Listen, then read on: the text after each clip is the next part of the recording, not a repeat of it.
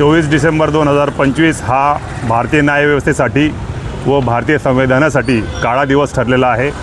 कारण की उच्च न्यायालयाने भाजपचा एक माजी आमदार कुलदीप सिंग सेंगर याच्यावर एक लहान मुलीसोबत बलात्काराचा आरोप होता, तसेच त्याच्या वडिलांची सिद्ध झालेला होता, तसेच त्याच्या वडिलांची हत्याच्याही कटामध्ये तो सामील होता व त्याला जन्मठेपेची शिक्षा झाली होती। परंतु हायकोर्टाने त्या शिक्षेवर बंदी घालून स्थगिती देऊन त्याला जामीन दिलेला आहे।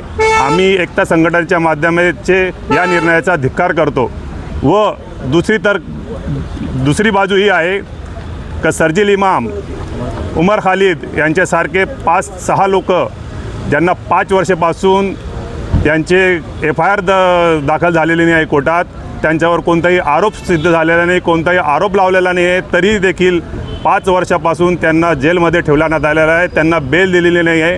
ही जे न्यायव्यवस्थेची दुपट्टी भूमिका आहे, आम्ही याचा जाहीर निषेध करतो व आम्ही महामहिम राष्ट्रपतींना मागणी करतो की कुलदीप सेंगरची व सरन्यायाधीशांना मागणी करतो की कुलदीप सेंगरची जी जमानत दिलेली आहे ती रद्द करून त्याला परत जेलमध्ये टाकावे व सर्जिल इमाम व उमर खालिद व त्यांच्यासोबत जे लोक आहे त्यांना न्याय मिळून त्यांना लवकरात लवकर जामीन देण्यात यावी।